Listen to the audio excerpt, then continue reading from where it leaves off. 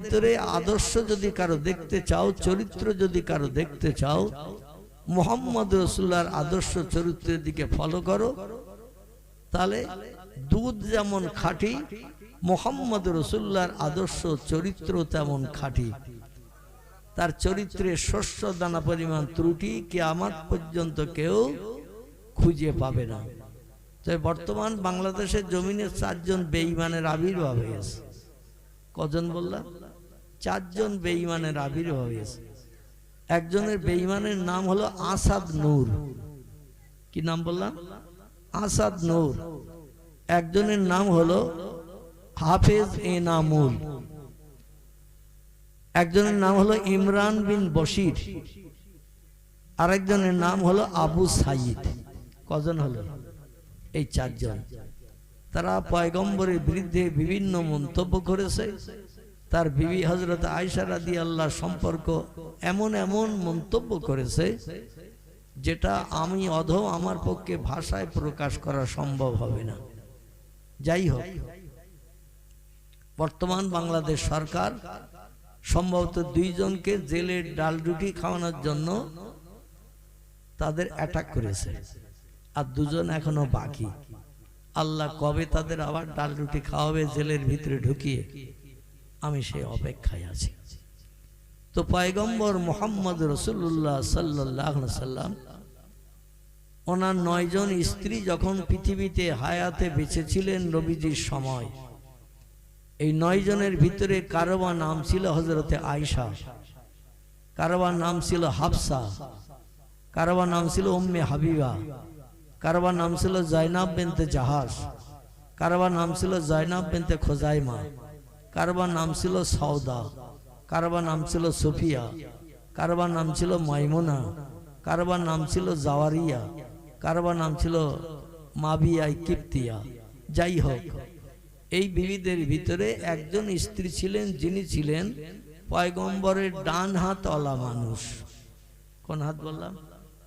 ডান হাত। আমরা খাওয়া দাওয়া বাম হাত দিয়ে করি তো নাকি?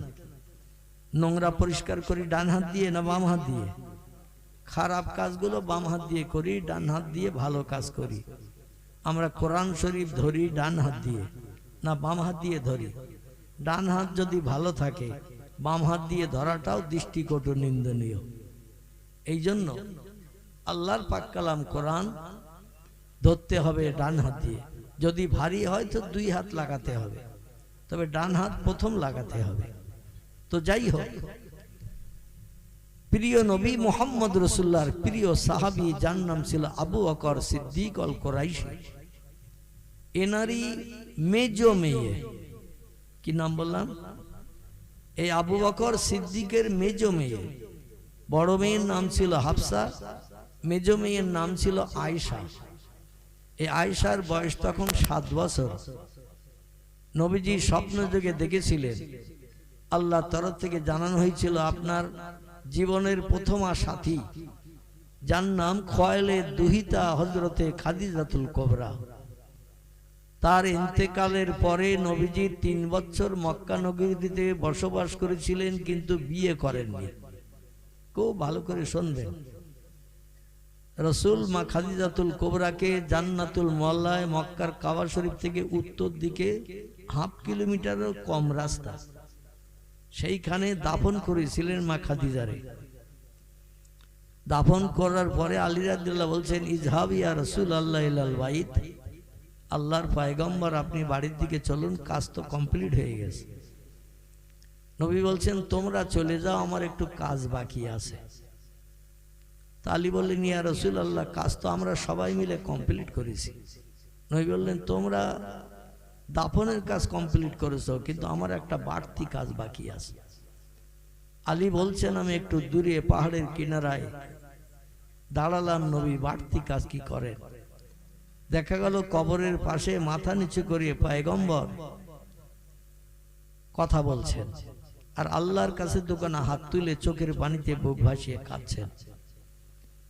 আল্লাহ পাক বললেন, ইজহাব ইয়া জিবরিল ইলা রাসূলিহি, জিবরিল তাড়াতাড়ি যা, আমার পয়গম্বরের বলে দে খাদিজা মরণের আগে তার স্বামীরে বলেছিল যে আপনার মুখে শুনেছি আল কবরুন জুলমাতুন আদিকুহু, আল কবরুন বাইতুদ দুদ, আল কবরুন আউয়ালুন মিন মানাজিলিল আখিরা। কবর হলো অন্ধকার বধির কারাগার, কবর হলো পোকা মাকড়ের ঘর, কবর হলো পরকালের প্রথম নম্বর মঞ্জিল। তিরমিজি শরীফের হাদিসে পয়গম্বর জানিয়েছেন, মানুষ মারা যাওয়ার পরে কবরে গেলেই প্রথম পরীক্ষকেরা আসে, দুইজন মুনকির নকির। তারা এসে প্রশ্ন জিজ্ঞাসা করে, উত্তর দিতে পারলে পরবর্তী যত পরীক্ষা আছে সে পরীক্ষায় পাশ করার সুবিধা হবে। আর কবর পরীক্ষায় প্রথম পরীক্ষায় যদি কেউ ফেল করে, বাকি পরীক্ষাগুলো তার পক্ষে পাশ করা দুষ্কর হয়ে যাবে। এজন্য কবর পরীক্ষা আমাদের সকলকে পাশ করতে হবে। রাজি আছেন তো নাকি? তবে প্রশ্ন কি হবে, নবী অ্যাডভান্স ফাঁস করে দিয়েছে যাতে আমার একটা উম্মত পরীক্ষায় ফেল না করে। নবী আমাদের যতটা আপন ভেবেছেন তার 100 গুণের 1 ভাগও আমরা নবী রেখে আপন ভাবতে পেরেছি? 100 ভাগের 1 ভাগ। নবী আমাদের যতটা আপন ভেবেছেন জাহান্নামের আগুন থেকে বাঁচানোর জন্য, তাই তিনি দুনিয়ায় বেঁচে থাকতেই প্রশ্ন ফাঁস করে দিলেন, উম্মত মণ্ডলী কিয়ামত পর্যন্ত পৃথিবীতে তোমরা যারা এসেছো এবং আসবা, কবরে পরীক্ষক এসে প্রশ্ন করবে 3টি, মান রব্বুকা ওমান নবিয়কা ওমান দীনকা, বা মান রব্বুকা ওমান দীনকা ওমান নবিয়কা। তোমার প্রভুকে কোন ধর্ম তুমি ভালোবেসেছিলেন আর কার নেতৃত্ব মেনে তুমি দুনিয়ায় চলেছিলে। এই প্রশ্ন 3টি পরীক্ষক করবে। আর উত্তর কি হবে নবী তাও বলে দিয়ে গেলেন, আল্লাহু রব্বি মুহাম্মাদুন নবিয়্যু আল ইসলামু দীনি। আচ্ছা, পরীক্ষায় ছেলে মেয়েদের পরীক্ষা হয়, প্রশ্ন কোথা থেকে আসবে ওদের বলা হয়? কোনোদিন বলা হয় না। মাধ্যমিক, উচ্চ মাধ্যমিক, বিএ, এমএ যারা সরকারি ফাইনাল পরীক্ষা দেয়, বইয়ের শুরু থেকে শেষ পর্যন্ত পড়িয়ে কমপ্লিট করে দিতে হয়। কোথা থেকে কোন জায়গা থেকে পরীক্ষা আসবে কেউ জানে না। ভালো পড়াশোনা করলে তার পক্ষে লেখা সম্ভব হয়। আর যারা মোটে বইতে হাত দেয় না, পড়ে না, তারা কি লিখতে পারবে বলে মনে হয়? কিন্তু নবী বললেন যাতে আমার কোনো উম্মত ফেল না করে, এই জন্য আমি অ্যাডভান্স প্রশ্ন ফাঁস করে দিলাম। আর উত্তর কি কি লিখতে হবে তাও বলে দিয়ে গেলাম।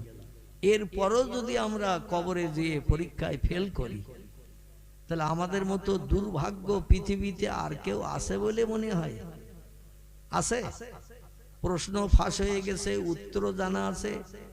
আমার মনে হয় 1 মিনিটও লাগবে না 3টে উত্তর দিতে। আল্লাহু রব্বি মুহাম্মাদুন নবী ইসলামু দীনি। 1 মিনিট লাগবে? 1 মিনিট লাগবে না। তবে পয়গম্বর বলছেন এই উত্তর কিন্তু অত সহজে আমার উম্মতের মুখ দিয়ে বার হবে না।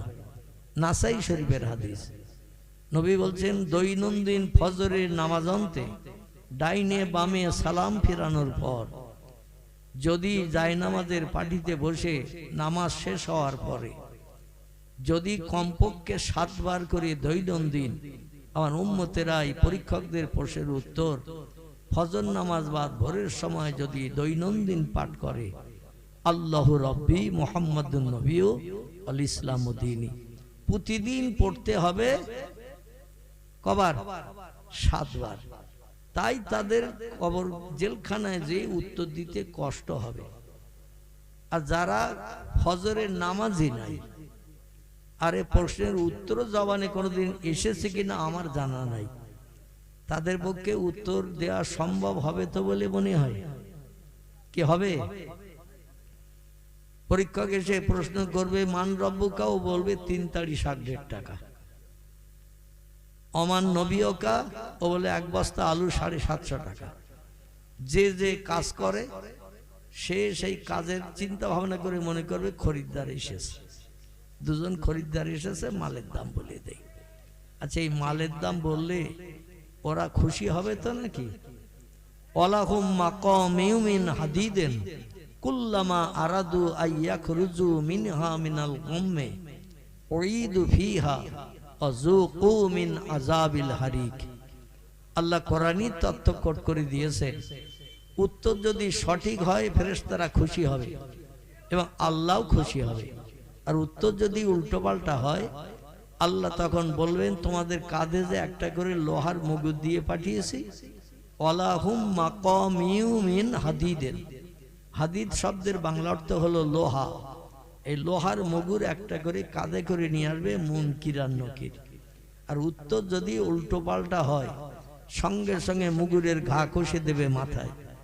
তিরমিজি শরীফের হাদিস, পয়গম্বর বলছেন একটা বার করে মুগুরের ঘা মাথায় মরলে 70 গজ মাটির তলায় চলে যাবে। কত গজ? কত বললাম? 70 গজ মাটির তলায় চলে যাবে। আচ্ছা, আমরা এটা বিশ্বাস করি? যদি বলেন কথাটা বিশ্বাস হবে না, 70 গজ মানে 140 হাত। একবার মুগুরের ঘা মাথায় মারলে 140 হাত মাটির তলায় চলে যাবে। এ পাগলের পাগলামি। তার নবীর কথা বিশ্বাস হলো না। আর নবীর কথা বিশ্বাস না হওয়ার কারণে আমার আপনার ঠিকানা সরাসরি হবে জাহান্নাম। আল্লাহ আমাদের সকলকে হেফাজত করুন। জোরে বললেন একটু আমিন। তো সুফি ফতে আলী ঐসি রহমাতুল্লাহ আলাইহি বললেন, আমি আশা রাখি আল্লাহ আমার জমিনেই কবরস্থ করবেন।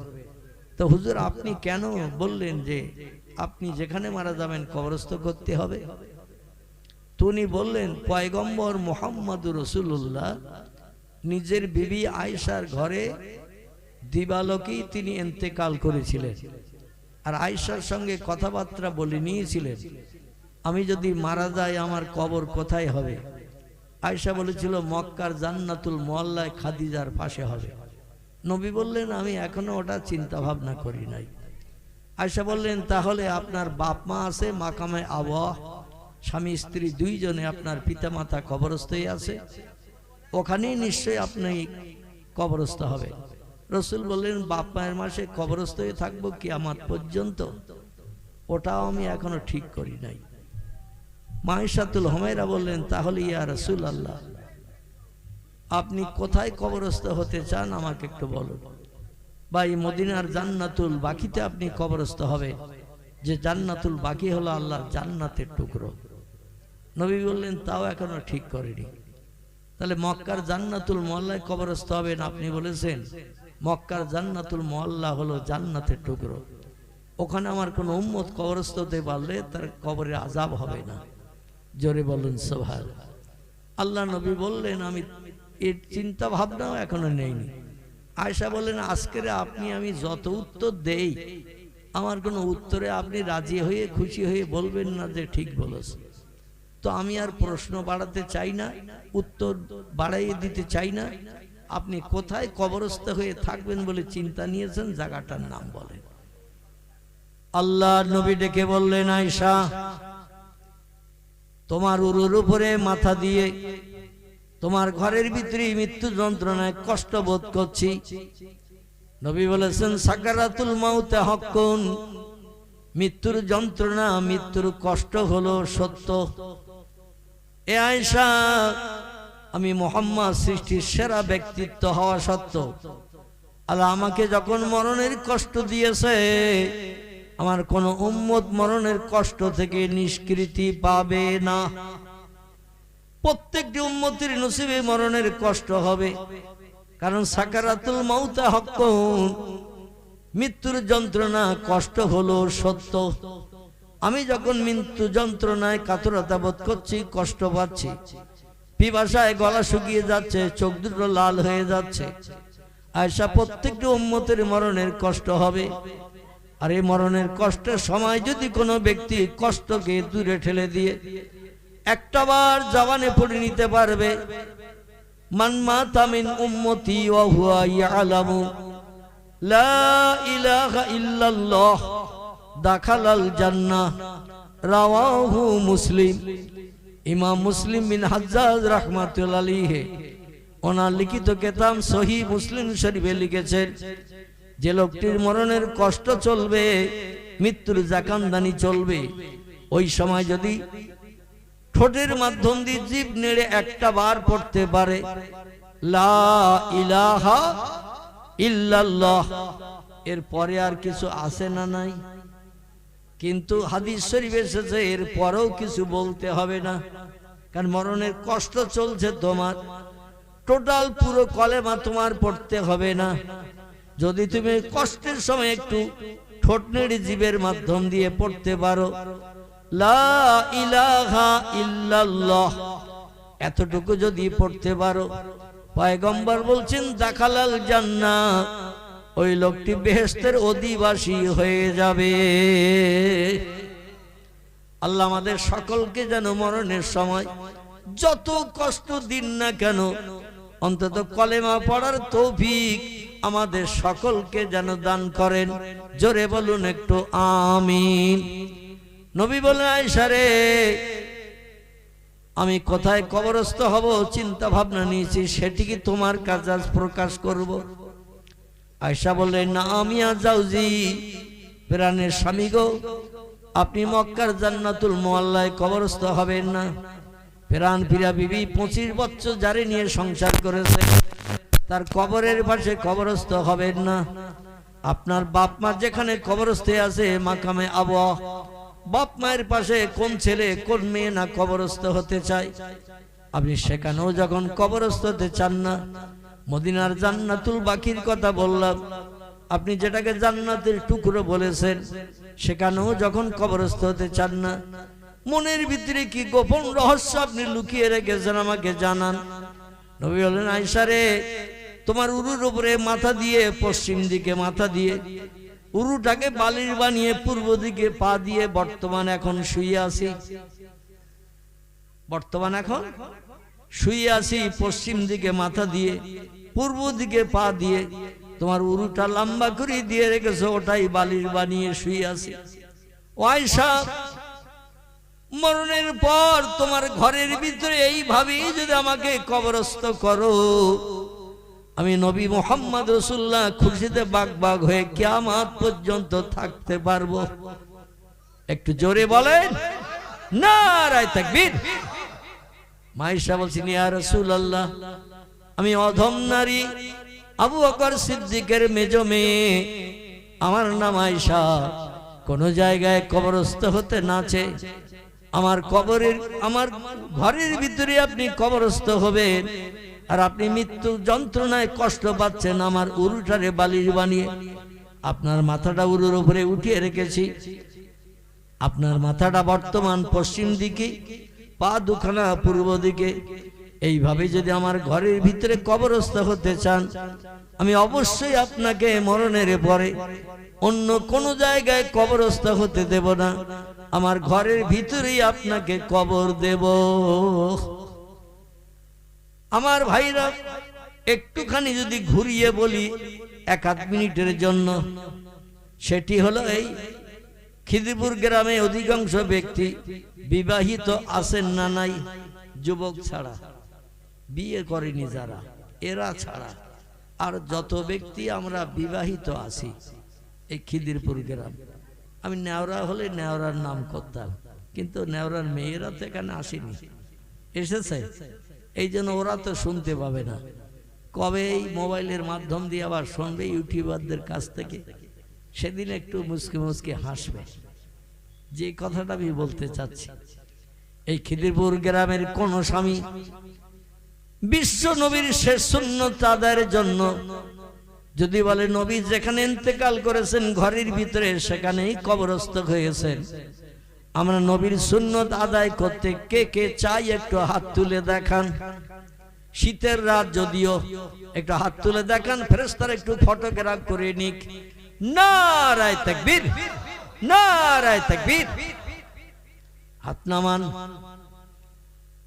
বাড়ির মেয়েদের যদি বলা হয়, ও প্রাণের বিবি, জীবন সঙ্গিনী, সহধর্মিনী, আল্লাহ নবীর জীবনের শেষ সুন্নত আমি একটু আদায় করে নিয়ে কবরে যেতে চাই, কারণ রাসূল বলেছেন, মান তামাসসাকা বিসুন্নতি ইনদা ফাসাদে উম্মতি ফালাহু আজরু মিআতা শহীদেন।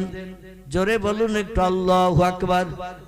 নবী বলছেন, আখিরি জামানায়, শেষ যুগে মানুষ যখন আমার সুন্নতের পায়রবি করবে না, আমার জীবন আদর্শ মেনে চলবে না, ও হাল্লালা হালালাহু ওয়া হাররামা হারামাহু, আল্লাহ কোরআনে যেগুলো আমাদের জন্য মান্যতার জন্য ঘোষণা করে দিয়েছেন ও হাররামা হারামাহু, যেগুলো আমাদের জীবন আদর্শের সঙ্গে মিলিত করে চলতে নিষেধ করেছেন। আমরা যদি আল্লাহর কোরআনের বিধান মান্যতা করে হালাল জিনিসগুলো আমরা যদি আমল করি এবং হারামগুলো যদি বর্জন করি, তাহলে কোরআনের মান্যতা দেয়া হবে। আর কোরআনের মান্যতা দিলে এটা হবে আমলে সালেহা, ভালো কাজ।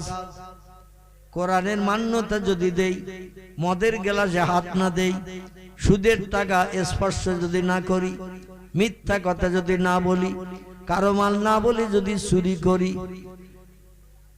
কোন ব্যক্তির অর্থ আত্মসাৎ করে নেই, কোন ব্যক্তির প্রাণনাশ করে বিবি বাচ্চারে বিধবা এতিম যদি বানাই, এই কাজগুলো ভালো না খারাপ?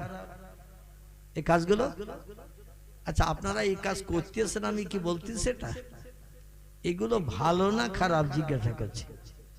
এই কাজগুলো হলো খারাপ। এই খারাপ কাজগুলো যদি পরিত্যাগ করে ভালো কাজগুলো করি। মুয়াজ্জিন আযান দিয়েছে মসজিদে, এখানেও একটা মসজিদ হচ্ছে নাকি আমার ভাইরা? অধিকাংশ মসজিদ এখন মাইক লাগানো হয়েছে। যখন মাইক ছিল না, 2-10টা বাড়ির ওধার মুয়াজ্জিনের আযান যেত না। এখন মাইক হওয়ার কারণে এই মসজিদের আওয়াজ ও মসজিদে যে ঠুলুঠুলি খাচ্ছে, ঠিক কি না? এই মসজিদের আওয়াজ ওই মসজিদে ঠুলুঠুলি খাচ্ছে, ও মসজিদের আওয়াজ এই মসজিদে আসছে। আলহামদুলিল্লাহ, ভালো কাজ, তবে বিরোধিতামূলক নয়। দলবাজি, পার্টিবাজি, গোত্রে গোত্রে ফাসাদ করে মসজিদ বানানোটা এটা হলো শরীয়তের জেরার। ও মসজিদে নামাজ হবে না। এই জন্য যে মসজিদে নামাজ পড়েন মুসল্লিরা, ওই মসজিদের কর্তৃপক্ষ যারা, তাদের কাছ থেকে অনুমতি নিলে ভালো হয়। যে আমাদের আসতে অনেক দূর, বর্ষাকালে কাদা কেচড় চটকাতে হয়, ছাতা খুঁজে পাই না, ভিজে ভিজে আসতে হয়। আমরা অনেক দূর মসজিদ, এই জন্য এই মসজিদে যদি এখানে একটা নতুন মসজিদ বানাই, তোমরা মতামত দিলে ভালো। শরীয়তের পথে এসেছে পুরানো মুসল্লি যারা পুরনো মসজিদে নামাজ পড়বে, ওদের জন্য নতুন মসজিদ বৈধ নয়। নতুন মুসল্লি যারা, তারা যদি মসজিদ বানায়, সেখানে কিন্তু মসজিদে নতুন মুসল্লিরা নামাজ পড়বে, পুরনোরা পড়তে পারবে না। এটা হলো শরীয়তের মসলা। যাই হোক, আমি যেটা বলতে চাচ্ছি সেটি হলো এই, পয়গম্বর মুহাম্মদ রাসূলুল্লাহ সাল্লাল্লাহু আলাইহি ওয়াসাল্লামের সুন্নত আদায় করতে যে আমাদের মেয়েদের যদি বলি ঘরের ভিতরে খাটের উপরে নিশ্চয়ই মরণ হবে, হসপিটাল আর নিয়ে যাস না, ডাক্তার আর দেখাস না, আমি আর বাঁচব না।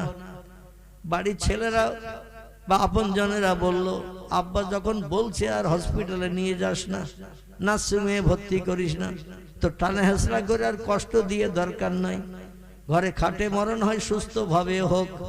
আচ্ছা, মরণটাকে সুস্থভাবে হয়? সাকারাতুল মউতে হাক্কুন, মরণ যখন হয় তখন সুস্থভাবে হয় না, কষ্টের মাধ্যমে হয়। কিছু মানুষের মরণ হঠাৎ হচ্ছে, আমরা দেখি ওরই ভিতরে কষ্ট নিহিত আছে। যে ব্যক্তি মরে সেই জানে 9টা ধানের চাল কটা। আমরা চোখে দেখি ভালো মরণ, কিন্তু আল্লাহ নবী বলছেন মরণ কোনোদিন সুস্থভাবে হবে না, মরণ হবে কষ্টের মাধ্যম দিয়ে। এটা পয়গম্বরের কথা। আমাদের মেয়েদের যদি ডেকে বলা হয় নবী বিবির ঘরে মৃত্যুবরণ করেছেন, বিবির ঘরেই কবরস্থ হয়েছেন, আমরা নবীর জীবনের শেষ সুন্নত আদায় করব। ঘরে যদি খাটের উপরে মরি, আমার ওই খাটের তলায় গর্ত করে কবর দিস। আচ্ছা, খিদিরপুর এই পাড়া, পশ্চিম পাড়া বা মির্জা পাড়া বা আরো যত গোত্র আছে, কোন বাড়ির মেয়ে কি রাজি হবে বলে মনে হয়? নবী সুন্নত আদায় করব আপনি বা আমি, যদি বলা হয় মরে যায় যদি খাটের তলে আমারে কবর দিস, স্ত্রী বলে আমি থাকবো কোথায়? বলে তুই খাটের উপরে থাকবি, আমি থাকবো তলায়। বলে সে নাই হলো, কিন্তু রাত 1:30টার সময় যদি একবার মুমিনার মা বলে ডেকে ওঠো, রাতের গভীরে ঘরে আর কেউ থাকে না, কোনো পুরুষকেও জায়গা দিই না, বাচ্চাদের নিয়ে বুকের ভিতরে জড়িয়ে থাকি, আর 1:30টার সময় তোমার কণ্ঠের আওয়াজ অবিকল একই রকম, মোমেনার মা আমেনার মা বলে যদি ডাকো, আর ওই 1:30টার সময় ঘরে যদি কোনো পুরুষ না থাকে, এমনি মেয়েরা ভীত, বলবে হার্ট অ্যাটাক করে তো মরে যাব, বরং নবীর সুন্নাত আদায় করতে তোমারে দেব না, তুমি একবার মরিয়ে দেখো কোথায় কবর দেব আমি ঠিক করে রেখেছি। অনেক মেয়ে বলবে না বলে কোথায় দিবি বল পুকুর পাড়ের ওই যে উঁচু ঢিবি আছে, পুকুরে গোসল করতে নামলে উঁচু ঢিবির ওধারে কি আছে দেখতে পাওয়া যায় না, ওই ঢিবির ওই বাড়ে তোমারে কবর দেব।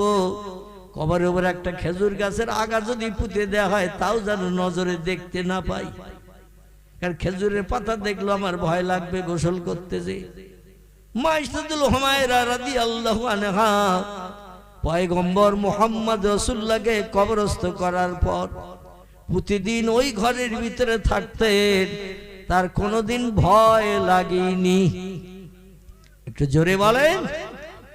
স্বামী স্ত্রী মহব্বত প্রেম ভালোবাসা যত গাঢ়তর হবে, কোনদিন এদের স্বামী ঘরে কবরস্থ হোক বা বারান্দায় হোক যেখানেই হোক, তারা কোনোদিন ভয় পাবে না, বরং জীবদ্দশায় যেমন প্রেম মহব্বত ভালোবাসা ছিল, মরণের পর আরো মহব্বত প্রেম ভালোবাসা বেশি বেশি তৈরি হবে। জোরে বলুন একটু আমিন। আমরা হলাম মিশে মায়ার মানুষ, যতদিন বেশি আছি ততদিন মহব্বত প্রেম ভালোবাসা, আর মারা গেলে সব ভালোবাসা উজাড় হয়ে চলে যায়, আর নাম নিশানা গন্ধ আমাদের ভিতরে কিছুই থাকে না। একটু চিল্লাই বলুন নাউজুবিল্লাহ। আল্লাহর পাক কালাম কোরআন মাজিদে আল্লাহ বলছেন, ওয়া কানা ওয়াদান হাক্কান আলাইনা নাসরুল মুমিনিন। খুব ভালো করে শুনুন এবার। আল্লাহ বলছেন, আমি আমার কোরআনে যত ওয়াদা অঙ্গীকার করেছি, হাক্কান আলাইনা, আমার সমস্ত ওয়াদা হলো সত্য, অঙ্গীকার হলো সত্য।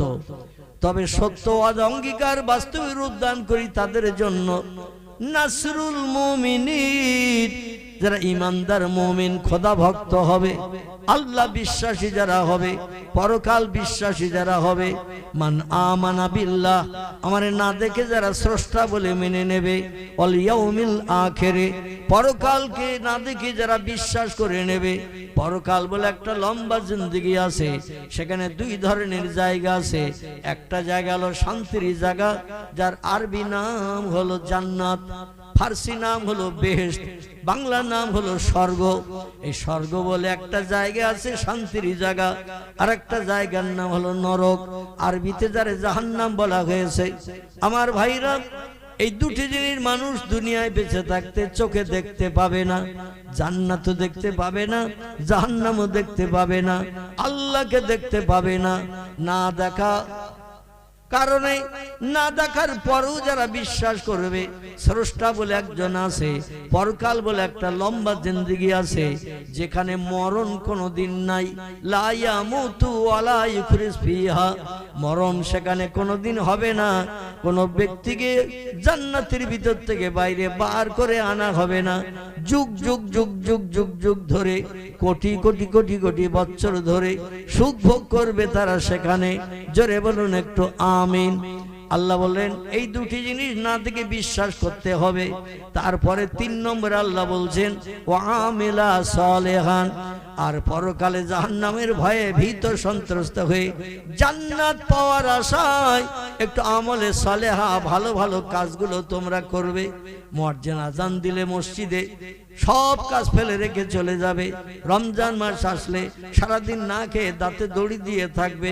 সকাল সন্ধ্যা দুবেলা আমার আসমানি লাউহে মাহফুজের সংরক্ষিত মিষ্টি মধুর ভাষা, যার নাম হলো আল কোরআন, কোরআন তোমরা তেলাওয়াত করবে।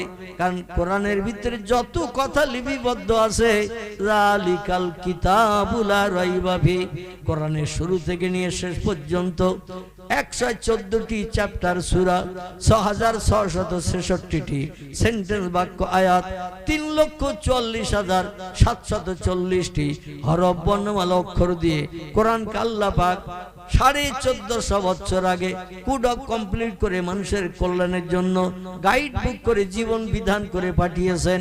আল্লাহ নবী বলছেন, ফালা আলাইকা, আর কোন জিনিসের প্রয়োজন তোমাদের হবে না, মা ফাতাকা মেনহু, ওই কোরআনকে যদি তোমরা বিশ্বাস করে জীবনের সঙ্গে প্রতিফলিত করো, ও হাল্লালা হালালাহু, আল্লাহ যেটা বৈধ ঘোষণা করেছেন সেটা জীবনের সঙ্গে প্রতিফলিত করো, ও হাররামা হারামাহু, আল্লাহ যে কাজগুলো নিষেধ করেছেন তা থেকে দূরে সরে থাকো। এই কাজগুলো যদি তোমরা করতে পারো আমলে সালেহা স্বরূপ, আল্লাহ বলছেন, ফালাহুম আজরুহুম ইনদা রাব্বিহিম ফালা খাউফুন আলাইহিম ওয়ালা হুম ইয়াহজানুন। জোরে বলুন একটু আল্লাহু আকবার। কোরআনে সূরা বাকারার কথা আল্লাহ বলছেন, যদি তোমরা আমারে না দেখে বিশ্বাস করো, পরকাল জান্নাত জাহান্নাম আছে, না দেখে যদি বিশ্বাস করো, আর জাহান্নামের আগুন থেকে নিষ্কৃতির জন্য জান্নাতের অধিবাসী বানার জন্য আমলে সালেহা ভালো কাজগুলো যদি করতে পারো, ফালাহুম আজরুহুম ইনদা রাব্বিহিম, তোমাদের পরওয়ারদিগারের তরফ থেকে উত্তম পুরস্কারে তোমাদের বিভূষিত করা হবে। ফালা খাউফুন আলাইহিম, বিপদে মুসিবতে কোনো ভয় পেতে হবে না, ওয়ালা হুম ইয়াহজানুন, রাতের আধারে ঘুম কামাই করে চিন্তা করতে হবে না, ও চিন্তা হলো আমি আল্লাহ আমার। একটু জোরে বলেন। আচ্ছা, কোরআনের কথা এগুলো তো মিথ্যা নাকি? মিথ্যা। আসুন একটা ছোট্ট তথ্য আপনাদের কাছে দেব। আল্লাহ পাক রব্বুল আলামিন কোরআন পাকের কথাগুলো যে সত্য বর্ণনা করেছেন, কোরআন আল্লাহ বলছেন, তুলিজুল লাইলা ফিন নাহার ওয়া তুলিজুন নাহারা ফিল লাইল, আমি রাতের পরে দিন করি, দিনের পরে রাত করি। অতুখরিজুল হাইয়া মিনাল মাইয়াতে অতুখরিজুল মাইয়াতা মিনাল হাইয়ে, এতটুকু বলবো, আর সামনে এগিয়ে যাব না। আল্লাহ বলছেন, মরা লোকটারেও আমি জিন্দা করি, আবার জিন্দারে আমি মারি। কোরআনের কথা সত্য না মিথ্যা?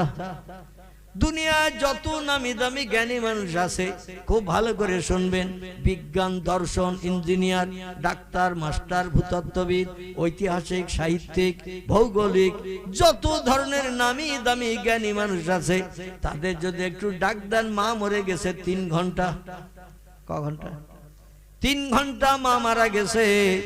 নামি দামি এপারসিএস London first class first gold medalist, স্বর্ণ পদক প্রাপ্ত, ব্রিটেন থেকে পাশ করে এসেছে, ইংল্যান্ড থেকে, এই ডাক্তারকে ডাকেন, 3 ঘন্টা মা মারা গেছে। আপনি তো নামি দামি ডাক্তার, ব্রিটেনের অক্সফোর্ড বিশ্ববিদ্যালয় থেকে পড়াশোনা করেছেন, MBBS এপারসিএস লন্ডন ডিগ্রি অর্জন করেছেন, সোনার পদক পেয়েছেন, ফার্স্ট ক্লাস ফার্স্ট হওয়ার কারণে। আপনার মতো বেশি নাম্বার কেউ পেতে পারেনি, এই জন্য সোনার মেডেল, সোনার পদক আপনারা দিয়েছে। যেমন আল্লামা রুহুল আমিন রহমাতুল্লাহকে ইংরেজ সরকার 5 বার মতান্তরে সবার সোনার পদক দিয়েছিলেন। কবার? 5 বার মতান্তরে সবার।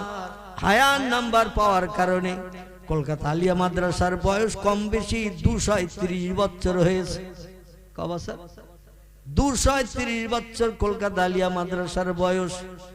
এই 230 বছরের ভিতরে এখনো পর্যন্ত আল্লামা রুহুল আমিনের সমান নাম্বার কেউ এখনো পর্যন্ত পেতে পারেননি। তিনি এখনো বিরল হয়ে ইতিহাসে নাম লিপিবদ্ধ করে রেখেছেন। আল্লামা রুহুল আমিন বিরল মর্যাদা পেয়েছেন। একসঙ্গে 2 হাতে কলম চালিয়ে তিনি কিতাব লিখতেন। আজ পর্যন্ত পৃথিবীর কোন ব্যক্তি, তামাম পৃথিবীর 256টা দেশের কোন ব্যক্তি একসঙ্গে 2 হাতে কলম চালাতে পারে না। অনেকে বাম হাতে লেখে, ডান হাতে লিখতে পারে না, অনেকে ডান হাতে লেখে, বাম হাতে লিখতে পারে না, কিন্তু একসঙ্গে 2 হাতে কলম চালানো পৃথিবীতে কোনো ব্যক্তির জীবনে নজির নাই। এটা আল্লামা রুহুল আমিনের নজির ছিল।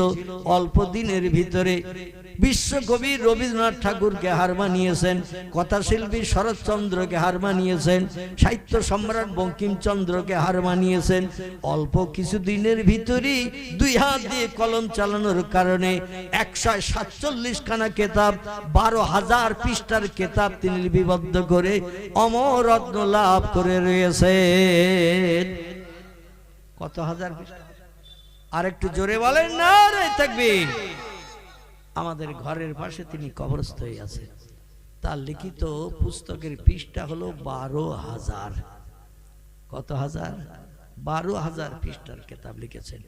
117 খানা কেতাব তিনি নিজেই প্রেসে ছাপিয়ে সমাজের মানুষের ঘরে ঘরে পৌঁছে দিয়েছিলেন। পরবর্তীতে তার পোতা সাহেবজাদা, বিশেষ করে আলহাজ মাওলানা শরফুল আমিন সাহেব, বাকি যেগুলো ছিল 117 থেকে 147, বাকি যেগুলো ছিল তিনি সেগুলো ছাপিয়ে দিয়ে প্রত্যেক মানুষের ঘরে পৌঁছে দিয়েছেন। আল্লামা রুহুল আমিন রাহমাতুল্লাহ আলাইহি কত বড় ওলি ব্যক্তি ছিলেন। কোরআন হাদিসের জ্ঞান অর্জন করার কারণে তিনি বলেছিলেন, আমি রুহুল আমিন, আমার লেখা কেতাব যদি কোনো ব্যক্তির ঘরে থাকে, আমি রুহুল আমিন তার ঘরে থাকব।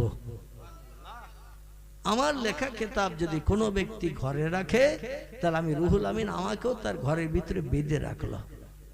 আহা আমার ভাইরা, কোরআন যে চিরসত্য, পৃথিবীর যত নামি দামি মানুষ কোরআনের বিরুদ্ধে মন্তব্য করুক না কেন, কিয়ামত পর্যন্ত কোরআনের রক্ষণাবেক্ষণ করবেন কে? আল্লাহ বলছেন, ও দুনিয়ার মানুষ তোমরা শোনো, ওয়া ইন্না লাহু লাহাফিজুন, আমার কোরআন আমার বাণী আর কিয়ামত পর্যন্ত সংরক্ষণ করে রাখবো আমি। আমার কোরআনের দায়িত্ব কারো নিতে হবে না। কোরআন পৃথিবীতে থাকবে কি না থাকবে অন্য ধর্মগ্রন্থের মতো এই চিন্তা কারো ঘুম কামাই করে করতে হবে না। কোরআন আমার বাণী, লৌহে মাহফুজের সংরক্ষিত মিষ্টি মধুর ভাষা, আর ওই ভাষার হেফাজতের দায়িত্ব আমি নিয়েই পৃথিবীতে পাঠিয়েছি। কোনো বেঈমানের বাবার ক্ষমতা হবে না আমার কোরআন পৃথিবী থেকে মিলিয়ে মাঠ করা। জোরে বলুন একটু সুবহানাল্লাহ। তার কারণ হলো পৃথিবীতে বর্তমান 4,500 উপরে ধর্মাবলম্বীর বসবাস। 4,500 উপরে ধর্মাবলম্বীর বসবাস। প্রত্যেকটি ধর্মাবলম্বীদের ধর্মীয় কিতাব পুস্তক আছে না নাই? প্রত্যেকটি ধর্মাবলম্বীদের ধর্মীয় কিতাব পুস্তক আছে। কালের করাল গতিতে প্রত্যেকটি ধর্মাবলম্বীদের অতীতের ধর্মগ্রন্থ বর্তমানে আর নাই। সব ধর্মগ্রন্থ রূপ পরিবর্তন করেছে, আগে যা ছিল তা নাই। এখনো পর্যন্ত আমার কোরআনের ভিতরে একটা অক্ষর কি কেউ বাড়িয়েছে? একটা অক্ষর কি কেউ কেটেছে? একটা অক্ষর কেউ কাটে নাই, একটা অক্ষর কেউ বাড়াই নাই।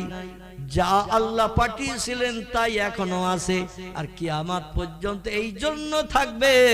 এই রকম মাদ্রাসা পৃথিবীতে হাজার হাজার, বাংলাদেশে শুধু 3 লক্ষের উপরে এই কোরআনী তালিমের মাদ্রাসা আছে।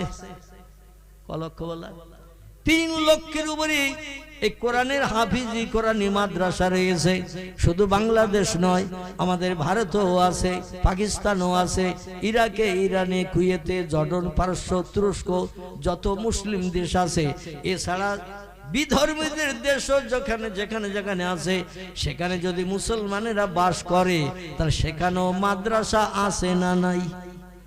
আর এই মাদ্রাসায় কোরআনের হাফেজ বানানো হয়।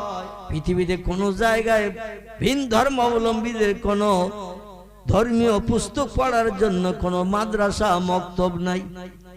তারা দেখে দেখে পড়ে। যত ধর্মাবলম্বী আছে তাদের ধর্মগ্রন্থ দেখে দেখে পড়ে। আর আমাদের কোরআন ছেলেদের সিনায়, মেয়েদের সিনায় জমা করে দেয়া হয়। সব ধর্মগ্রন্থগুলো যদি এক জায়গায় করা হয়, সব দেশের থেকে সরকারি মাধ্যম দিয়ে সব ধর্মগ্রন্থগুলো যদি এক জায়গায় করা হয়, করে যদি বস্তাবন্দি করে কিংবা পেট্রোল কেরোসিন ঢেলে দিয়ে সব ধর্মগ্রন্থগুলো যদি পড়ানো হয়, সব ধর্মগ্রন্থ পৃথিবী থেকে বিলুপ্ত হয়ে যাবে।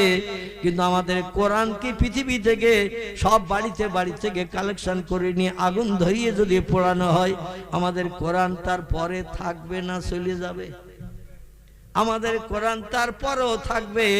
তার কারণ হলো এই যে মাদ্রাসার ছাত্ররা কোরআনের হাফেজ হয়ে পাগড়ি মাথায় দিয়ে বাড়ি চলে যাচ্ছে, হাফেজদের আলেমেরা ডাকবে আলেমেরা। কারণ যারা লেখাজোখা করে, হাফেজ যারা পড়াশোনা করে হিফজ করেছে, এরা কিন্তু কোরআন লিখতে পারে না। এরা কোরআন লিখতে বললে লিখতে পারবে না, কিন্তু অনর্গল পড়তে পারবে। আলেমেরা লেখার মাধ্যম দিয়ে পড়ে, এই জন্য হাফেজদের মুখে শুনবে আর আলেমেরা লিখে দেবে কোথায় বড় কাব লিখতে হবে, কোথায় ছোট কাব লিখতে হবে, কোথায় আইন লিখতে হবে, কোথায় গাইন লিখতে হবে, কোথায় তৈ লিখতে হবে, কোথায় জয় লিখতে হবে, কোন অক্ষরটা কেমন। এটা আলেমেরা 18 বছর মাদ্রাসায় পড়েছে এবং কলম দিয়ে দিয়ে তারা লিপিবদ্ধ করেছে। পরীক্ষা দেওয়ার সময় লিখে লিখে পরীক্ষা দিতে হয়েছে। এজন্য হাফেজ পড়বে, আলেমেরা কোরআন তৈরি করবে। 2 দিন 5 দিন 10 দিন সময় নিলেই নতুন কোরআন আবার প্রত্যেকের ঘরে ঘরে পৌঁছে যাবে। জোরে বলুন একটু সুবহানাল্লাহ। কিয়ামত পর্যন্ত কোরআন পৃথিবীতে কোন ধর্মাবলম্বী হিংসা করে বিলুপ্ত করতে পারবে না। কোরআন ততদিন পর্যন্ত থাকবে, আল্লাহ যতদিন পর্যন্ত কোরআন পৃথিবীতে রাখবেন। তবে এক সময় কোরআন পৃথিবী থেকে উঠে যাবে। মানুষ যখন আর কোরআন পড়বে না, কোরআন বিশ্বাস করবে না, কোরআন মেনে চলবে না, নায়ক নায়িকা বিজ্ঞান দর্শন ইঞ্জিনিয়ারদের তারা জীবনের আদর্শ মতো চিন্তা ভাবনা করে চলবে। মানতাশাব্বাহা বিকওমিন ফাহুয়া মিনহু। আল্লাহ নবী বলছেন আমার উম্মতের এমন একটা সময় আসবে, বিধর্মীদের জীবন আদর্শ কথাবার্তা খাওয়া দাওয়া চালচলন আমার উম্মতরা বাস্তবে রূপদান করে চলবে। ইসলামী আদর্শ আমার উম্মতদের যখন পছন্দ হবে না, ইসলামী আদর্শ যখন মেনে চলবে না, ওই সময় আমি আল্লাহ আমার আসমানি লৌহে মাহফুজের মিষ্টি মধুর সত্য বাণী সত্য কথা আল কোরআন আমি পৃথিবীতে রাখবো না। আমি কোরআন একদিন রাতের বেলা আসমানে উঠিয়ে নেব। আর কোরআন যতদিন এই পৃথিবী থেকে আসমানে উঠে না যাবে, ততদিন দুনিয়া ধ্বংস হবে না। এই কোরআন একদিন থাকবে না, কিন্তু যার ঘরে যা আছে সব সাদা কাগজ থাকবে, অক্ষরগুলো সব উঠে চলে যাবে। আর যতদিন কোরআন আসমানে উঠে না যাবে, ততদিন দুনিয়া ধ্বংস হবে না, কিয়ামত হবে না। এই জন্য কোরআন থাকা ভালো না খারাপ? কোরআন থাকা ভালো। আসুন এই কোরআনের কথা এবার একটু বলি। একটা ছোট্ট তথ্য দেব। রাত গভীর হয়ে গেছে, শীতকালীন সময়, তবে আল্লাহর অফুরন্ত রহমত এই মাদ্রাসা কমিটি একেবারে খুব নিম্ন পর্যায়ের, কিন্তু এরা সুন্দর করে পরিবেশ বানিয়ে অনেক টাকা খরচ করে এই জলসার অ্যারেঞ্জমেন্টটা করেছেন। এত সুন্দর লাইটিং মাইকিং, বিশেষ করে মাথার উপরে কত সুন্দর দর্শনীয় একটা প্যান্ডেল করেছে, লম্বা টাকা খরচ করেছে। আমার ভাইরা, উদ্দেশ্য হলো কোরআনের সৌন্দর্য রক্ষা করা। জোরে বলুন একটু সুবহানাল্লাহ। আল্লাহ বলেন আমি মরারে জিন্দা করি, জিন্দারে মারি। এটাকে বিশ্বাস হয় আপনাদের? হয়? যদি বলেন হুজুর I don't like your theory, আপনার যুক্তি আপনার কথা আমরা বিশ্বাস করি না। বিজ্ঞান যেটা পারে না, ইঞ্জিনিয়ার পারে না, ডাক্তার পারে না, মাস্টার পারে না, ভূতত্ত্ববিদরা পারে না, ভৌগোলিক পারে না, ঐতিহাসিক পারে না। আর আপনি বলছেন আল্লাহর কোরআনে আল্লাহ বলেছেন মরারে আমি জিন্দা করি, জিন্দারে আবার মারি। শুধু একটু শব্দ ব্যবহার করি, কোন কি শব্দ? কোন শুধু একটু বলি, ফায়াকুন সঙ্গে সঙ্গে হয়ে যায়। এটা হলো আমি আল্লাহ আমার ক্যারিশমা। জোরে বলুন একটু সুবহানাল্লাহ। আল্লাহ কেমন মরা জিন্দা করেন আর জিন্দারে কেমন মারেন। দুই দিকে একটা একটা ছোট্ট তথ্য দেব। শোনার মতো মানসিকতা আছে না নেই? যদি থাকে তাহলে বলবো, আর যদি না থাকে তাহলে এখানেই দোয়া করে দিয়ে দেব। আমার পূর্ববর্তী বক্তা আপনাদের কাছে কিছু হাত পেতেছেন, আপনারা যথেষ্ট তার হাতে মানে সাহায্যের জবানি দিয়ে আপনারা ওয়াদা করেছেন। আমার আবার আগামীকাল প্রোগ্রাম আছে মালদা জেলার ইংলিশ বাজার, সকালেই বেরিয়ে যেতে হবে। গতকাল ছিলাম বাংলাদেশে, সেটাও তো বললাম আমি এসে। এই জন্য আমার একটু সকালে সকাল আজকে বাড়ি গেলে ভোরবেলা আবার উঠে নামাজ কালাম করে একটু গোসল করি, গরম পানি দিয়ে গোসল করে বেরিতে হবে। সেদিকেও মগজে ঘুরপাক খাচ্ছে। তবে ছোট্ট ছোট দুটো কথা, একটা জেন্দারে আল্লাহ কেমন মারেন, মরারে কেমন জেন্দা করেন, দুই দিকে দুটো তথ্য দেব। কোরআন যে সত্য এখনো পর্যন্ত পৃথিবীর মানুষ যে বিশ্বাস করে, কিছু মানুষ বিশ্বাস করে না। আসুন তার বাস্তব তথ্যটা আপনাদের কাছে পরিবেশন করি, একটু প্রাণ ভরে উচ্চ রবে দরুদ শরীফ পড়ে নেন। আল্লাহুম্মা সাইয়্যিদিনা মাওলানা ওয়া আলা আলি সাইয়্যিদিনা মাওলানা। খোঁজ করিয়া আসল তারা, খোঁজ করিয়া আসল তারা তোমার কুটুরির সম্মুখে। নবী পাকের নূরের ঝলক লাগলো তাদের চক্ষুতে। যে নূরের ওই ঝলক লেগে, যে নূরের ওই ঝলক লেগে চোখ ঝলসে গেল, সেই নবীর ওই মোহাব্বতে দরুদ মুমিন পড়ো। আল্লাহুম্মা, গলা ছেড়ে মোহাব্বতে যেমন আওয়াজ দিয়ে পড়বেন তেমন বক্তব্য হবে ইনশাআল্লাহ। ও আলা আলে সাইয়্যিদিনা।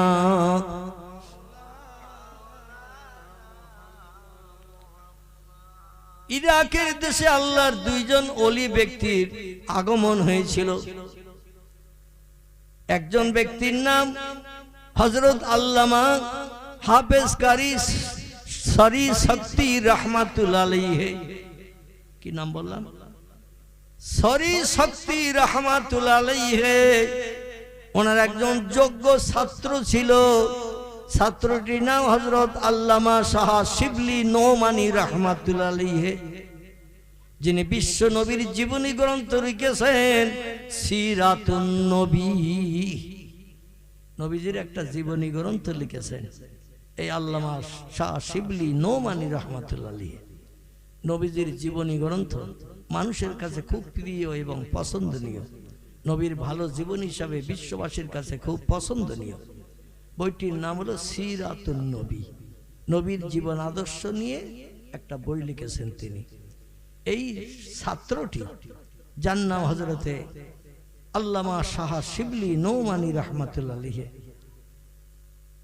ইরাকের জমিনে দাজলা নদীর পার্শ্ববর্তী এলাকায় তিনি সরি শক্তির মাদ্রাসায় কোরআনী তালিম নেওয়ার জন্য পড়াশোনা করতে গেলেন।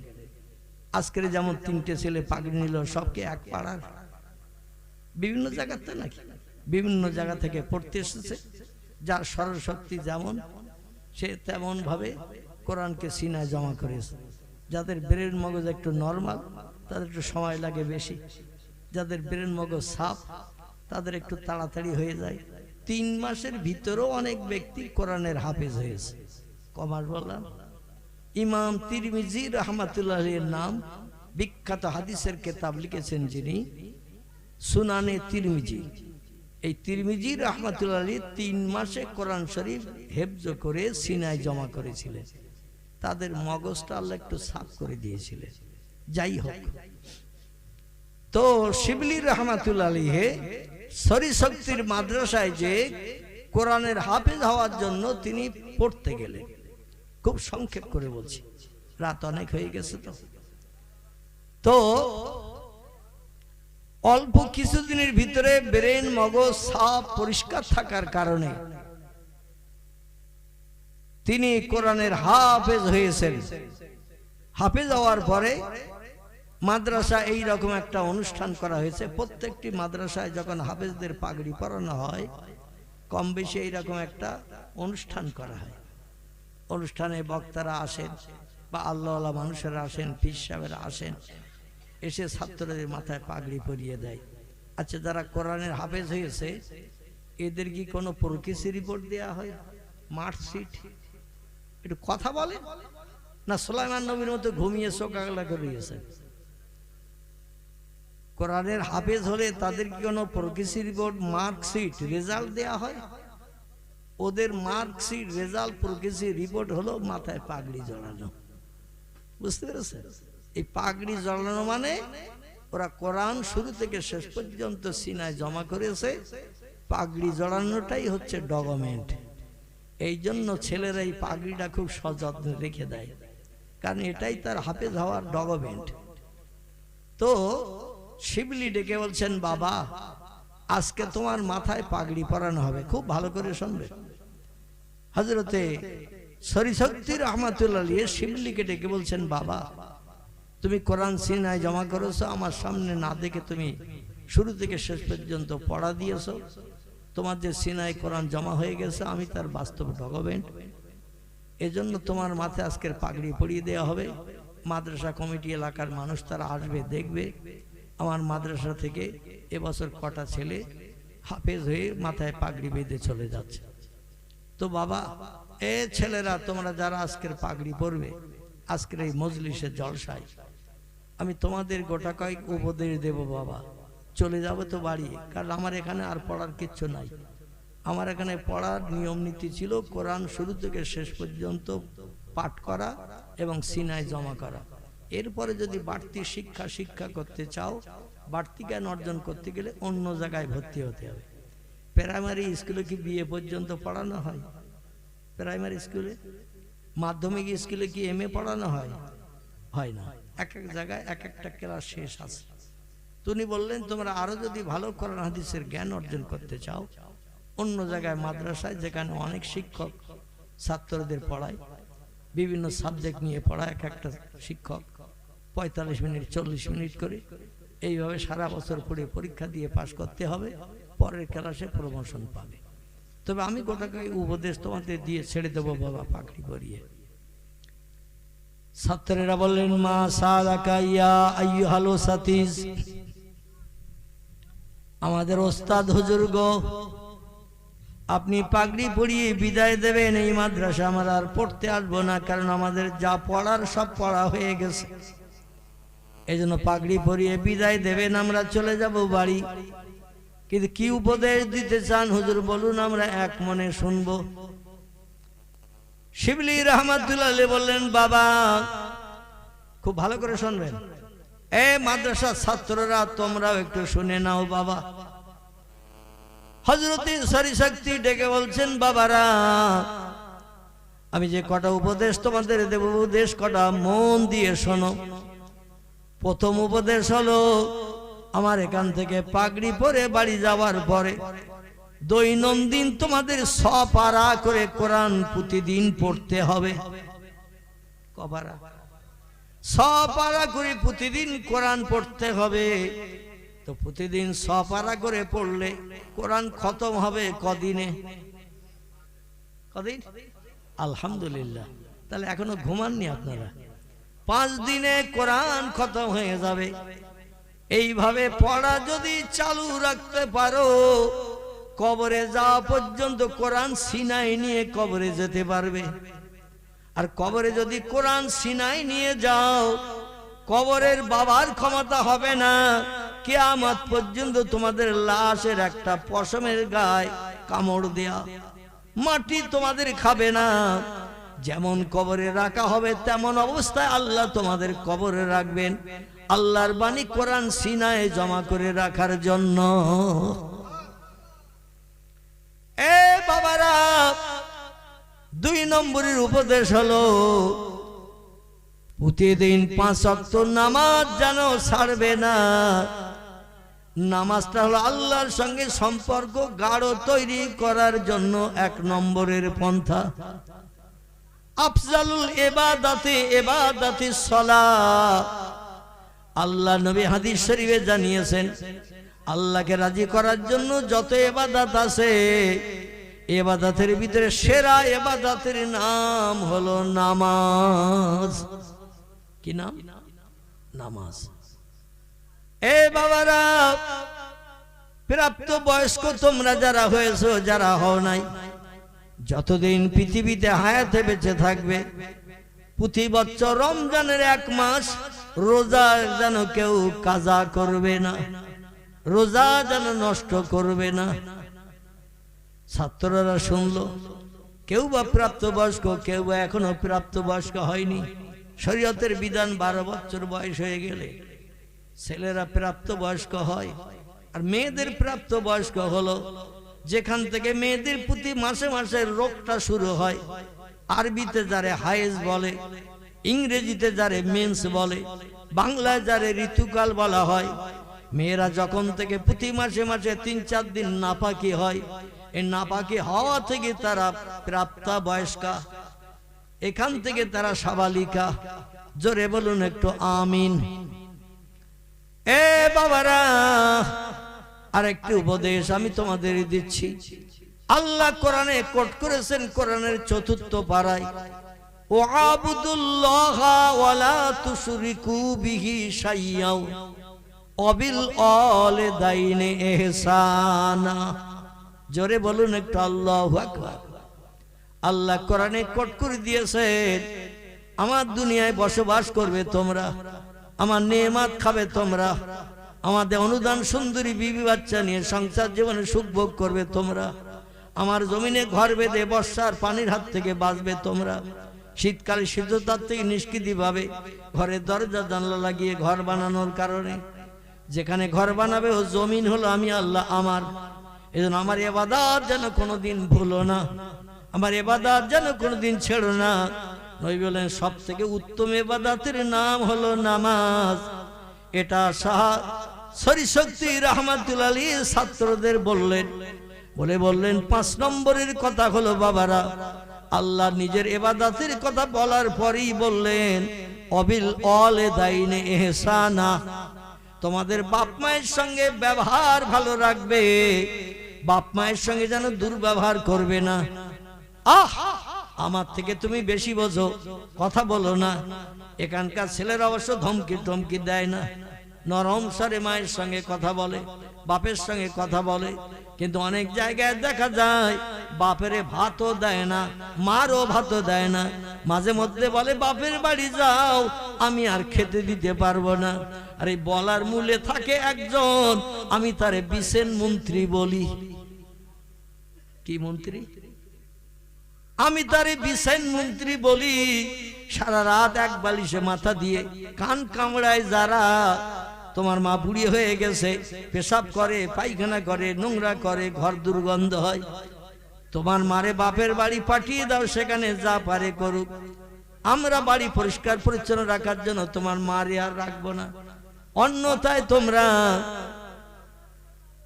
যেখানে বুড়ি বাপেরে মারে, সরকারি তরফ থেকে কিংবা বেসরকারি তরফ থেকে বৃদ্ধ বৃদ্ধাদের এক জায়গায় রাখা হয়, সেখানে পরিবেশন করানো হয় টাকার বিনিময়ে। এর কি বলা হয়? বৃদ্ধাশ্রম। তোমার মারে বৃদ্ধাশ্রমে রেখে এসো, 2000-4000 দিতে হয়, তোমার মাইনের থেকে দিও। আমি নাকে কাপড় দিয়ে আর পারি না। অবশ্য খিদিরপুরের মারা এরম ঘটনা জীবনে ঘটায়নি, আর ভবিষ্যতে ঘটবে না। তারা যদি একটাবার চিন্তা করে, আমার বাপ মার সঙ্গে আমার ভাবিরা যদি এই রকম দুর্ব্যবহার করে, তাহলে আমার জন্য করাটা স্বভাব হবে। কিন্তু আমি যদি এই রকম দুর্ব্যবহার করি, আমার ভাইয়ের স্ত্রীরা আমার দেখা দেখি তারাও ওই রকম ব্যবহার করবে না, করবে না। ওর ওনার মেয়ে যখন শাশুড়ি তাড়িয়ে দিচ্ছে, শাশুড়ি মারতেছে, মাঝে মাঝে গলা ধাক্কান দিচ্ছে, তাহলে আমরা আর কেন শাশুড়ির ভাত দেব, শ্বশুরের ভাত দেব? দেখা দেখি চাষ, গায়ে গায়ে বাস। একজনের দেখলে আরেকজন সেই পন্থা অবলম্বন করে। আল্লাহ বলেন অবিল ওয়ালিদাইনি ইহসানা, বাপ মায়ের সঙ্গে ইহসান করবে, ভালো ব্যবহার করবে, নরম স্বরে কথা বলবে। আল্লাহ নবী বলছেন ইল্লা উফেন, আল্লাহ কোরআনে বলছেন ইল্লা উফেন, যদি কোনদিন তোমার বাপ তোমার মা তোমার আচার ব্যবহারে আখলাকে যদি একদিন এইরকম একটা শব্দ যদি উচ্চারণ করে, তুমি যত বড় পীর হও, যত বড় ওলি হও, যতবার হজ করো, তুমি যত ওয়াক্ত নামাজ মসজিদে যে পড়ো, রাতের গভীরে তাহাজ্জুদ যদি তুমি পড়ো, আল্লাহ কোরআনে বলছেন বাপ মা যদি অখুশি হয়ে যায়, ওই বান্দার জীবনের কোন ইবাদত আল্লাহ কবুল করবেন না, সব মাঠে মারা যাবে। এর জন্য আমি যুবক ভাইদের কাছে অনুরোধ রাখছি, আমি তো দুইজনকে হারিয়ে ফেলেছি। নবী বলছেন মায়ের চেহারার দিকে দৈনন্দিন যদি 100 বার তুমি ভালো মনে তাকাও, 100টা নফল হজের সব আল্লাহ তোমার নাম আমলে লিখে দেবেন। কটা? 100টা। 100 বার যদি দৈনন্দিন মায়ের চেহারার দিকে একটু মুস্কি হাসি দিয়ে তাকাও, মারে যদি কিছু জিজ্ঞাসা করো, কিছু লাগবে নাকি মা, তোমার কিছু প্রয়োজন আছে নাকি, একটু হাসি মুখে ভালো মনে যদি মায়ের চেহারার দিকে তাকিয়ে মিষ্টি কথা বলে মায়ের মুখে যদি একটু হাসি বার করতে পারো, মারে যদি খুশি করতে পারো, 100 বার তাকালে 100টা নফল কবুল হজের সব আপনার আমার নামে লিপিবদ্ধ আল্লাহ করে দেবেন। নবী বলছেন যাদের বাপ মা বিদায় হয়ে গেছে, এদের জান্নাতে যাওয়ার রাস্তা বন্ধ হয়ে গেছে। এই জন্য যারা আমার মতো অভাগী, আমার মতো অভাগা, বাপ নাই মা নাই, হাজার চেষ্টা করলো আর ফিরে পাওয়া যাবে না, যাবে না। আমার এখনো মনে আছে কলকাতা আলিয়া মাদ্রাসায় যখন পড়াশোনা করতাম, বেলা 4টে পর্যন্ত মাদ্রাসা করে 5টা থেকে আবার বঙ্গবাসী কলেজে ক্লাস করতাম, রাত 10টা পর্যন্ত ক্লাস করে লাস্ট ট্রেন ধরে বাড়ি ফিরতাম। বাড়ি আসতে আসতে কোনদিন 12:30টা, ট্রেন মাঝে মধ্যে লেট হলে 1টাও বেজে যেত। ওই ভ্যাবলা স্টেশনে নেমে হাঁটতে হাঁটতে বাড়ির দরজায় যখন আসতাম, বাড়ির অধিকাংশ মানুষ সব গোবর সাপের নাকের আওয়াজে ফোঁস করে ঘুমাতো। বাড়ি ফিরে দেখি ঘরের বারান্দায় টিপ টিপ করে একটা লম্প বাতি টেমি জ্বলছে। টেমি বোঝেন তো? টেমি এখন তো সব বাড়ি বাড়ির ইলেকট্রিক লাইন, টেমির আর লাইন নাই, টেমি জ্বলছে পিট পিট করে। আস্তে আস্তে আমি এগিয়ে যাই, সবাই ঘুমিয়ে আছে। যে দেখি আমার জনম দুঃখিনী মা, আমি 20 টাকা দিয়ে একটা চরকা কিনে দিয়েছিলাম, চরকা, সেই চরকায় সুতো পাক দিয়ে দিয়ে নলি হচ্ছে। আমি ডেকে বলি মা গো, রাত 1টা বেজে গেছে, সারা পাড়ার মানুষ রাত ঘুমিয়ে পড়েছে, তুমি এই রাত জেগে জেগে কেন সুতা ভরছ নলিতে, চরকায়? মা বলছে তুমি বাড়ি আসবা জানি, খেয়ে গেছো সেই সকালবেলা, বাড়ি আসছো রাত 1টার সময়, আর আমি যদি জেগে না থাকি কে তোমারে খেতে দেবে গো বাবা? আমার ঘুম লাগলো, ঘুমাই না। জোরে বলুন একটু সুবহানাল্লাহ। আমার ভাইরা, এ দায়িত্ব পালন করেছিলেন প্রিয় নবী মুহাম্মদ রাসূলুল্লাহ, প্রাণ প্রিয়া বিবি, যার নাম ছিল হযরতে খাদিজা। ভোর পর্যন্ত দরজার গায়ে পিঠ লাগিয়ে দাঁড়িয়ে থাকতো। স্বামী কলেমার দাওয়াত দিয়ে ভোরবেলা গোপনে গোপনে ঘরের দরজায় আসবে। আমারে জোরে ডাকতে পারবে না, কারণ পাশে আবু জেহেলের ঘর, আবু লাহাবের ঘর। ওরা যদি শুনতে পায় ডাকের আওয়াজ, দৌড়িয়ে এসে বলবে আইনা তাজহাবি ইয়া মুহাম্মদ, এত রাত্রে তুমি কোথা থেকে আসছো? আর নবীরা কি মিথ্যা কথা বলে? নবী তো ঘুরিয়ে আমাদের মতো মিথ্যা কথা বলতে পারবে না। একটু প্রয়োজনে অমুক জায়গায় খেজুর বাগানে গিয়েছিলাম, মিনা ময়দানে গিয়েছিলাম, নিজের প্রয়োজন ছিল। আমরা মাঝে মধ্যে ঘুরিয়ে বলি না, বলি না? পয়গম্বর এবং ওলিদের দুটি আদর্শ অতি উত্তম। একটি আদর্শ হলো তারা মিথ্যা কথা বলে না। 2 নম্বরের আদর্শ হলো বাপ মাকে কোনোদিন অখুশি করে না।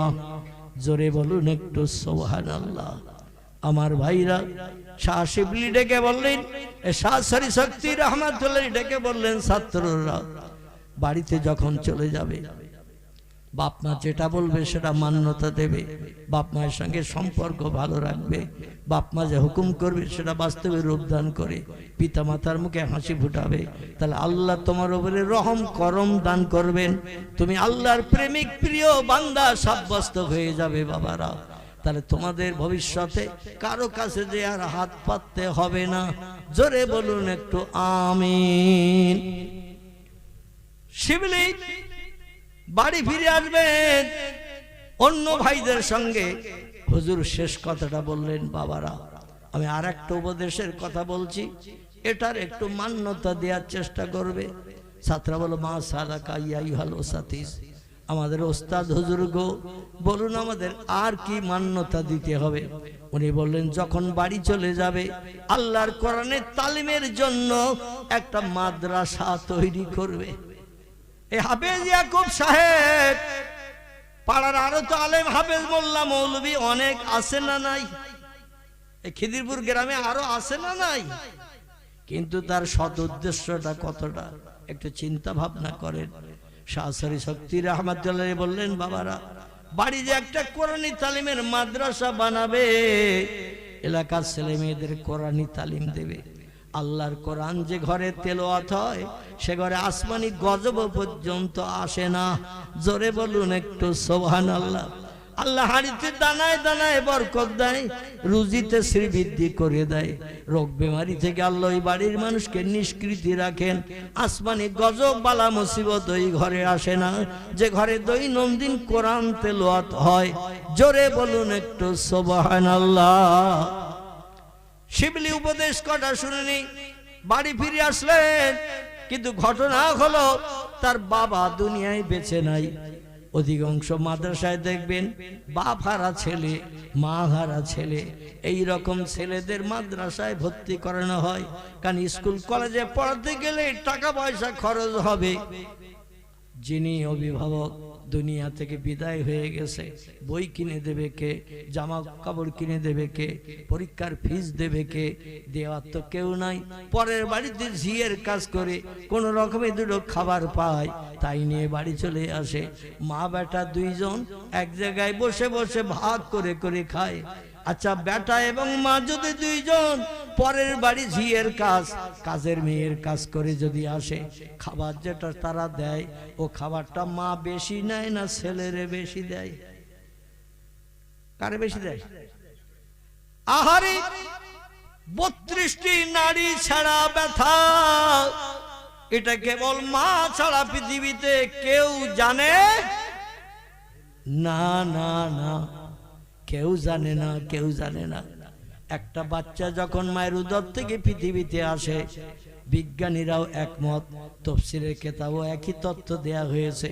সূক্ষ্ম সূক্ষ্ম সরু সরু 32টা নাড়ি ছিঁড়ে একটা বাচ্চা, ছেলে হোক বা মেয়ে হোক, এই পৃথিবীর জমিনে যখন ভূমিষ্ঠ হয় 32টা নাড়ি ছিঁড়ে আসে। দেহের 3 ভাগের 2 ভাগ রক্ত এই নাড়ি ছেঁড়ার কারণে বেরিয়ে যায়। অনেক মা বেহুশ হয়ে যায়, অনেক মার ধৈর্য সহ্য করে পরবর্তী তার নিঃশ্বাস টেনে ফেলতে পারে না।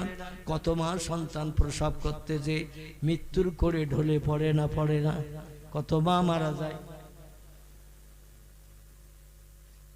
কত মা আমার ভাইরা এই পৃথিবী থেকে সন্তানের নাড়ি ছেঁড়া ব্যথার কথা মনে রেখে তারা দেখবেন সন্তানকে বেশি খাওয়ায়, নিজে গালের ভিতর থেকেও খাবার বার করে সন্তানের খাওয়ায়। জোরে বলুন একটু আমিন, জোরে বলুন একটু আমিন। আসুন একটু দাঁড়িয়ে যাই আমরা নবীজির দরবারে, সোনার মদিনায় একটু সালাম পেশ করে নেই। যারা বাইরে শীতে ঠান্ডায় দাঁড়িয়ে আছেন একটু ভিতরে ঢুকে আসবেন। আর লম্বা আলোচনা হবে না, ইনশাল্লাহ অন্যদিন আবার করা যাবে। সকলে একটু নবীজির মোহাম্মতে সালাম পেশ করুন। ইয়া নবী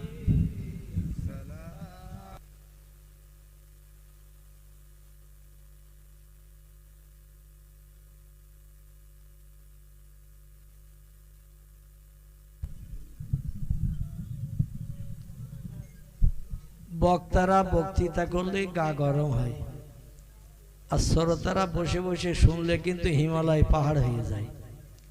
এই জন্য আমি এত সময় আপনাদের জোরে আওয়াজ দিয়ে কথা বলতে বলি নাই, আর বললেও আপনারা আমার কথার মর্যাদা তেমন দিতে পারেন নাই। তো নবীর মহব্বতে আওয়াজ কি একটু বেশি করে তোলা যাবে না? ভোর 4টের মতো আওয়াজ দিয়ে নবীর শানে দরুদ পড়বে। সালাম একটু মহব্বতের সঙ্গে উচ্চ রবে পড়ুন। ইয়া নবী সালাম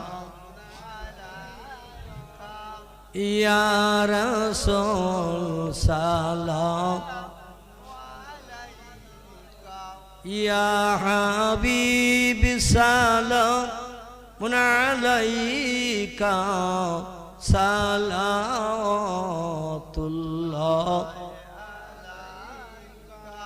बागे इब्राहिम के गुलहिन मालाए जिसके बुलबुल आप है जाते तवक्कुल सलावतुल्लाह अलैका या नबी सलाम या रसूल सलाम या हबीब सलाम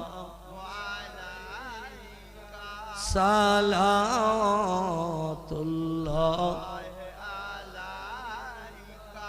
जिब्राइल आवाज तुलिलो आसमानेर दरवाजा खोलो गो एसेছেন নবীদের सरदार হবে যে খোদা দিদার ইয়া নবী সালাম আলাইকা ইয়া রাসূল সালাম या हबीब सलाम सलाम